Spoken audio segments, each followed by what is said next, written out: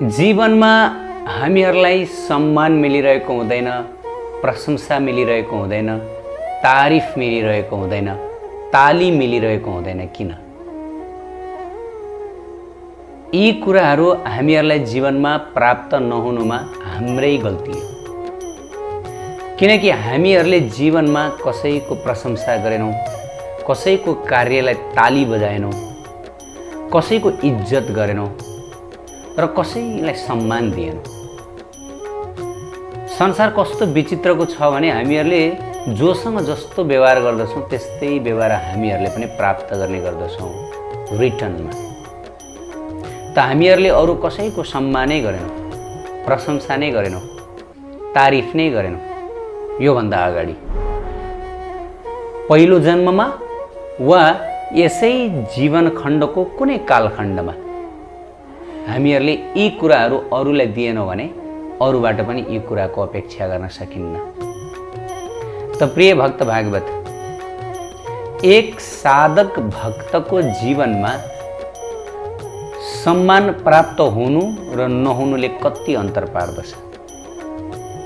अब संसारी व्यक्ति, जडवादी व्यक्तिहरूलाई त यदि सम्मान प्राप्त भएन, तारिफ प्राप्त भएन, ताली प्राप्त भएन, प्रशंसा प्राप्त भएन, जय जयकार प्राप्त भएन, वाह वाह प्राप्त भएन, यदि यी कुरा प्राप्त भएन भने त संसारी जडवादीहरूलाई मरे तुल्य नै हुन्छ, जीवन बेकार हुन्छ। जुनै पनि कार्य संसारी जडवादी व्यक्तिहरू गर्दछन् त्यो कार्यको पछाडि उनीहरूले सम्मानको अपेक्षा राखेका हुन्छन्। यदि कुनै निस्वार्थ कार्य छ भने है, फेरि अब बाँकी त सबै स्वार्थपूर्ण कार्य छ संसारमा।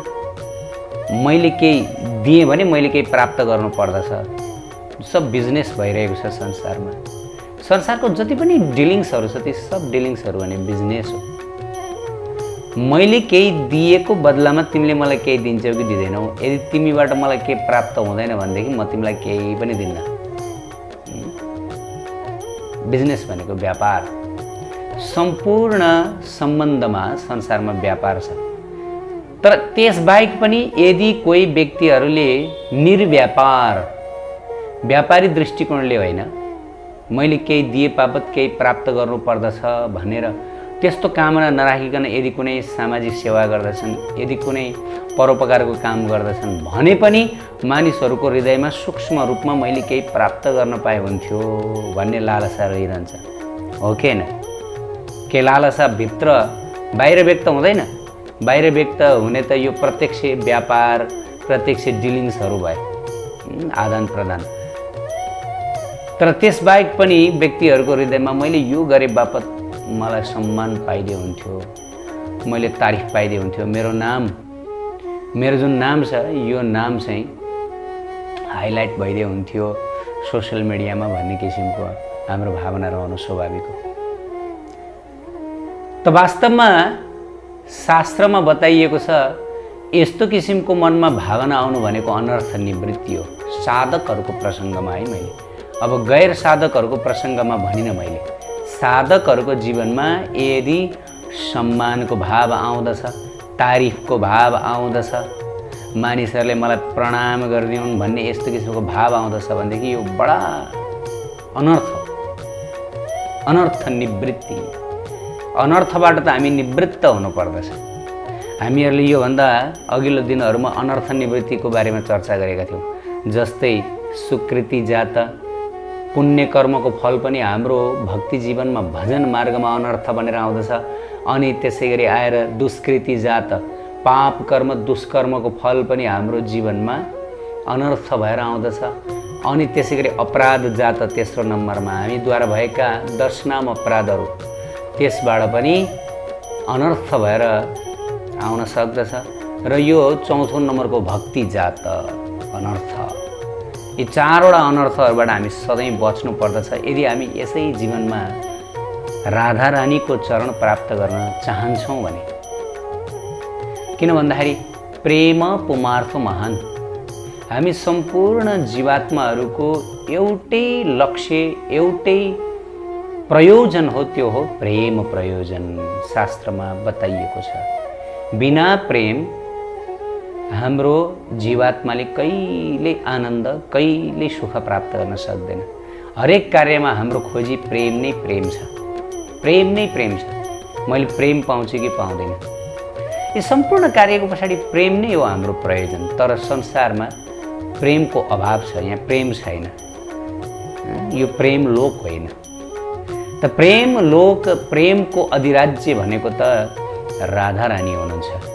राधा रानीको चरण सेवा, किनभने राधा रानी नै श्रीकृष्ण प्रेम मूर्ति हुनुहुन्छ। उहाँ नै प्रेमका भण्डारी हुनुहुन्छ र जो भण्डारी हो उहाँले मात्रै हामीहरूलाई दिन सक्नुहुन्छ। जो भण्डारी हुनुहुन्न उहाँले हामीलाई दिन सक्नुहुन्न। त्यसकारणले प्रिय भक्त भागवत, प्रेम पुमार्तो महान। यदि आफ्नो जीवनको एकमात्र लक्ष्य प्रेम प्राप्ति हो भनेर यदि हामी त्यो प्रेम प्राप्तिका लागि जीवनमा भक्ति गरिरहेका छौँ, साधनरत रहेका छौँ भनेदेखि हामीहरू सावधान रहनुपर्छ। यी अनर्थहरू जो छन्, 4वटा अनर्थ, यी अनर्थहरूले हाम्रो प्रेम प्राप्तिको जुन प्रयोजन छ, लक्ष्य छ, त्यसलाई तहस नहस गरिदिन्छन्, त्यसलाई भ्रष्ट गरिदिन्छन्। अब हामीले जीवनमा प्रेम प्राप्त गर्न सक्दैनौँ। प्रेम प्राप्त गर्नु हाम्रो जीवनको एकमात्र लक्ष्य हो। राधा दास्यम नै त्यो हाम्रो प्रेम प्राप्तिको परम लक्ष्य हो। शास्त्रमा बताइएको छ, राधा दास्यम प्राप्ति गर्नु बाहेकका अरू जति पनि इच्छाहरू छन्, जति पनि इच्छाहरू, संसारमा म यति ठुलो बन्छु, संसारमा यति म बढे चढेको बन्छु, म यति मालामाल बन्छु, म यहाँ जान्छु त्यहाँ जान्छु, अनेक हाम्रा हृदयभित्रका कामनाहरू, अनेक हाम्रा वासनाहरू, यी सम्पूर्ण कुरा भनेको अनर्थहरू। राधा दास्यम प्राप्ति गर्नु बाहेकका सब इच्छाहरू अनर्थहरू। त्यसैले हामीहरूले चेक गरौँ, हामीहरूको प्रत्येक दिन हृदयमा कति कति कति वासनाहरू पैदा भइरहेका छन्, कति कति र कति कतिले मूर्त रूप लिँदैछन्। केवल पैदा हुने मात्रै होइन, त्यो पैदा भएका कुराहरू उनीहरू मूर्त पनि हुँदैछन्। जस्तै भजन गर्ने समयमा यदि साधक भक्तको मनमा यो आयो, मानौ यो आयो भजन गर्दा गर्दै, ओहो अब त म भजन गर्ने भएँ, मैले यति माला जप गर्दछु, 16 माला, 32 माला, 48 माला, 64 माला, 128 माला गर्दछु, ओहो म त एकदम महान भइछु, म त एकदम महान हो। यस्तो किसिमको भाव आइरहेछ कि छैन चेक गर्नुपर्छ। यो अनर्थ नियम, अनर्थ, यो अनर्थ बाहिर निस्किरहेको छ है। अनि त्यसै गरी आएर अब मानिसहरूले मलाई प्रणाम गरून्, यो पनि अनर्थ हो। भजन गर्ने क्रममा यो पनि आउँदछ, अब मानिसहरूले मलाई प्रणाम गर्नेछन्, ढोग्नेछन्, नमस्कार गर्नेछन्, मेरो त उद्धार भयो, अब म अरूको पनि उद्धार गर्न काबिल भएको छु, भजन गरेर भक्ति गरेर मेरो त उद्धार भयो, अब म अरूको पनि उद्धार गर्न सक्छु। यस्तो विचार आउनु पनि अनर्थ हो, यो पनि अनर्थ हो। हामीहरूले चिन्नुपर्छ कुन अनर्थ हो र हामीहरू यी अनर्थहरूबाट निवृत्त हुनुपर्दछ। पहिलो हो कि ओहो अब म त एकदम भजन गर्ने भएँ, म त बडा आनन्द, बडा मिठो भजन गर्ने भएँ, म त एकदमै नाम जप झापक भएँ। यस्तो किसिमको भाव आउनु यो पनि अनर्थ हो। मानिसहरूले मलाई प्रणाम गरून्, नमस्कार गरून्, ढोगुन्, यो पनि अनर्थ भयो। त्यसपछि आएर मेरो उद्धार भयो, अब म पनि अरूको उद्धार गर्नको लागि काबिल भएँ, यो पनि अनर्थ हो। अनि त्यसपछि अब म आचार्य बनेर प्रचारकर्मी बन्दछु, म ठुलोभन्दा ठुलो प्रचारक बन्दछु, धेरै शिष्यहरू बनाउँदछु, धेरैलाई दीक्षा दिन्छु, अनि मेरा वरिपरि मेरा सेवकहरू पनि हुनेछन्। अनि म कुनै ठाउँमा जाँदाखेरि म शानदार भएर एकदमै शान दिएर मेरा शिष्यहरूलाई वरिपरि राखेर हिँड्नेछु। त यस्तो किसिमको भावना आउँदछ भने त्यो पनि अनर्थ हो, यो अनर्थ हो। जीवहरूको उद्धार गर्नेछु, बडा प्रतापी प्रचारकर्मी बन्नेछु, सारा यो गाउँलाई नै बदलिदिनेछु, सारा यो राज्यलाई नै बदलिदिनेछु, सारा विश्वलाई नै बदलिदिनेछु, सबैलाई भक्त बनाइदिनेछु। हो यस्तो किसिमको मनमा जुन विचार छ, यो विचार पनि अनर्थ हो। हेर्नुहोस् है, प्रचार गर्नु, भजन गर्नु, अनि बदलामा त्यसको बदलामा धन प्राप्त गर्ने इच्छा राख्नु। म प्रचार गर्नेछु, म चाहिँ भजन गर्नेछु, म यो गर्नेछु त्यो गर्नेछु, अनि त्यसको बदलामा मानिसहरूले मलाई भेटी चढाउनेछन्, मलाई पैसा दिनेछन्, दक्षिणा दिनेछन्, टन्न टन्न दक्षिणा हुन्छ, लाखौँ करोडौँ दक्षिणाहरू मलाई आउँछ। त्यो आउँछ, मलाई निश्चित आउँछ, किन भन्दा मैले राम्रो काम गरेको छु, मैले प्रचार गरिरहेको छु, मैले भजन गरिरहेको छु, मैले कथा गरिरहेको छु, ती मिठो भागवत कथा गरिरहेको छु। मैले जस्तो मिठो भागवत कथा कसले गर्छ र, मैले जस्तो मिठो भजन कीर्तन कसले गर्दछ र भनेर यस्तो किसिमको मनमा भाव आउनु र मानिसहरूले मैले यति मिठो गरेको छु, मलाई दिनै पर्छ त, मलाई इनाम त दिनु परिहाल्छ नि, दक्षिणा त दिनुपर्छ नि, किनभने मैले यति मिठो गरेको छु। हो, यो भाव आउनु पनि अनर्थ हो। हेर्नुहोस् है, भजन कीर्तन कथा गरेको बदलामा धन प्राप्त हुनु, यदि धन प्राप्त भएन पनि के छ र, यदि धन प्राप्त नभए पनि मलाई सम्मान प्राप्त भइहाल्ला, अनि यथायोग्य मलाई उच्च आसन प्रदान होला, अनि त्यति मात्र नभए पनि भिआइपी ट्रिटमेन्ट हो, भिआइपी भनेर मलाई ठुलो तकमा लगाइएला, ब्याच लगाइएला, सबको अगाडि चिनाइएला, चिना परिचय गराइएला। र ठिकै छ, धन प्राप्त नहोस्, नभए पनि मलाई भिआइपी ट्रिटमेन्ट हुन्छ भनेर यस्तो किसिमको कामना गर्नु, यो पनि अनर्थ हो। साधक भक्तहरूको जीवनमा यो आउँदछ, यसलाई भक्ति जात भनिन्छ है। ध्यान दिएर सुनौ, यो स्टेज, यो स्तरलाई नै पार गर्न बडा कठिन छ, बडा कठिन छ। अनर्थ निवृत्तिको स्टेज नै यही हो। यो स्टेजमा धेरैभन्दा धेरै खुङखार महान प्रतापी प्रचारक भक्त साधक भजनानन्दीहरूको खुट्टो काप्दछ र यही आएर असफल भइन्छ। जब दुष्कृति जाता आउँदछ त्यो समयमा हाम्रो जीवनमा दुर्घटनाहरू आउँदछ, रोग व्याधहरू आउँदछ, एकदम नराम्रो नराम्रो अवस्थाहरूको उत्पत्ति हुन्छ। त्यो बेलामा पार गर्न जसो तसो सकिन्छ, किन भन्दाखेरि संसारमा कस्तो छ भन्दाखेरि यदि जीवनमा नराम्रो हुन्छ, यदि कसैले अपमान गर्दछ, यदि आफूले सोचेको जस्तो हुँदैन भनेदेखि भगवत शरणागति अझ बढी हुन्छ। दुःख हुन्छ नि, दुःखको समयमा त झन् भगवानप्रति शरणागत हुनलाई ज्यादा मनमा लाग्दछ। हे भगवान, हे प्रभु, हे राधारानी, म एकदम सङ्कटमा छु, म माथि कृपा गर्नुहोला भनेर आउँदछ मनमा।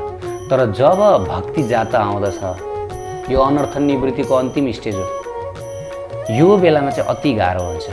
किन भन्दा जीवात्माको स्वभाव के हुन्छ भन्दा थोरै मात्र पनि सम्मान पाउँदा, थोरै मात्र पनि भिआइपी ट्रिटमेन्ट पाउँदा, थोरै मात्र पनि उसले तारिफ पाउँदा, थोरै मात्र पनि उसलाई आचार्य बनाइदिँदा, थोरै मात्र पनि उसको भागवत कथा सुनेर मानिसहरू आनन्दले झुमेको पाइएमा, थोरै मात्र पनि यदि उसलाई काहीँ कुनै ठाउँमा अलिकति माथि उठ्ने मौका दिइन्छ भनेदेखि अब त्यसपछि उसमा अहङ्कार यसरी आउन थाल्दछ।